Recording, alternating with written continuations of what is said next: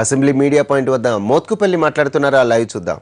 జరిగినటువంటి చర్చల్లో తేలింది ఏమిటంటే కాంగ్రెస్ పార్టీ మాదిగలకు వ్యతిరేకమైన పార్టీ, మాదిగ ఉపకులాలకు వ్యతిరేకమైన పార్టీ, అదేవిధంగా అందరికీ సమన్యాయం చేసే దాంట్లో ఫెయిల్ అయినటువంటి పార్టీ అనేది నిరూపితమైపోయింది.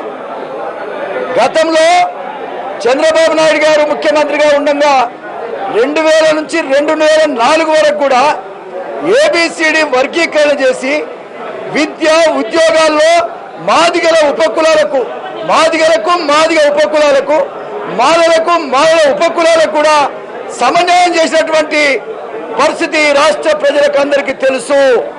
అందరూ కూడా గమనించవలసింది ఏంటంటే, సరే 2000 నుంచి 2004 వరకు ఏ రకమైన ఇబ్బంది లేకుండా నడిచినటువంటి ఏబిసిడి వర్గీకరణ కాంగ్రెస్ పార్టీ పుణ్యమాని అధికారంలోకి రాగానే ఏ విధంగా కొట్టేయబడ్డదో నేను వేరే చెప్పక్కర్లేదు. అంతేకాదు ఉషా మేరస్ కమిటీని ముఖ్యంగా కేంద్ర ప్రభుత్వం నియమించింది. ఉషా మేర కమిషన్ కూడా దళితుల్లో ముఖ్యంగా మాదిగ ఉపకులాలు నష్టపోయాయి. వెంటనే పార్లమెంట్ లో అమెండ్మెంట్ తీసుకొచ్చి ముఖ్యంగా న్యాయం చేయాలని చెప్పేసి ఉషా మేర కమిషన్ కూడా రిపోర్ట్ చేసింది 2008లో.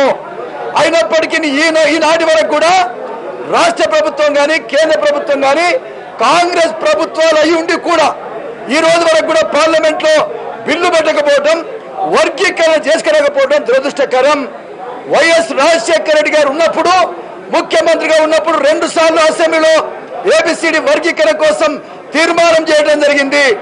ఆ తీర్మానాన్ని వల్ల పట్టించుకునే పరిస్థితిలో ఇప్పుడున్న ప్రభుత్వం కిరణ్ కుమార్ రెడ్డి గారు లేకపోవడం దురదృష్టకరమని కూడా ఈ సందర్భంగా నేను తెలియజేస్తా ఉన్నా.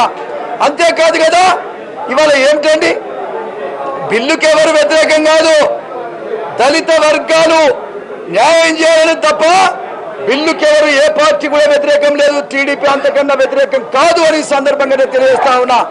అయితే దాంట్లో కూడా నేను చెప్పేది ఏంటంటే, విద్య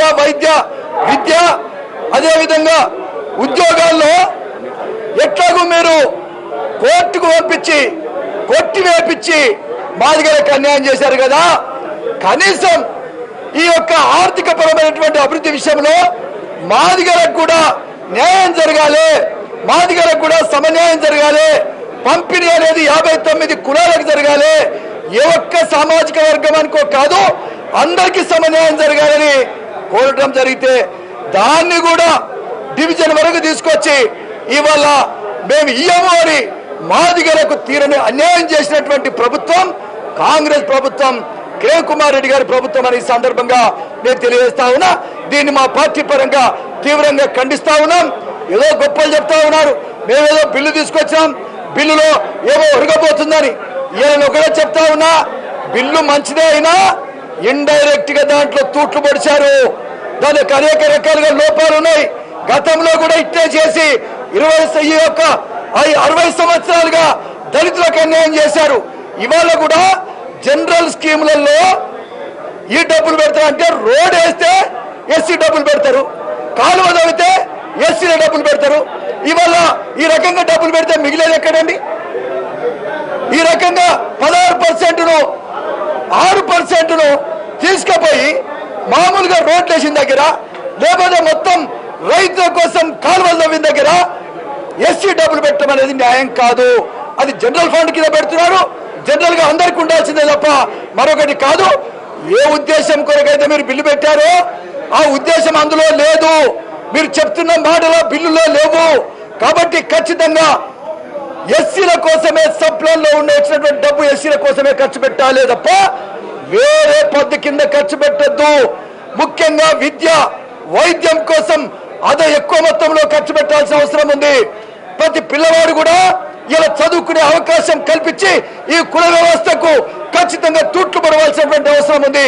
ఈ కుల వ్యవస్థను ఎరాడికేట్ చేయాలంటే ఎడ్యుకేషన్ కు అధిక ప్రాధాన్యత ఇవ్వాల్సిన అవసరం ఉంది. అదేవిధంగా వైద్యానికి అధిక ప్రాధాన్యత ఇవ్వాల్సిన అవసరం ఉంది. ఇండ్లు కట్టించే దానిలో అధిక ప్రాధాన్యత ఇవ్వాల్సిన అవసరం ఉంది. అదే రకంగా ఎస్సీలకు సంబంధించినటువంటి రోడ్లు వేసే దాంట్లో అధిక ప్రాధాన్యత ఇవ్వాల్సిన అవసరం ఉంది. ముఖ్యంగా దళిత వర్గాలకు ఎస్సీలకు ఎస్టీలకు సంబంధించిన డబ్బు ఆ వర్గాల వాళ్ళకి తప్ప అదనంగా రింగు రోడ్లకో పార్కులకో రోడ్లకో గతంలో ఖర్చు చేశారు. మళ్ళా మేము అట్లనే ఖర్చు చేస్తామని ఈ బిల్లులో పెట్టారు.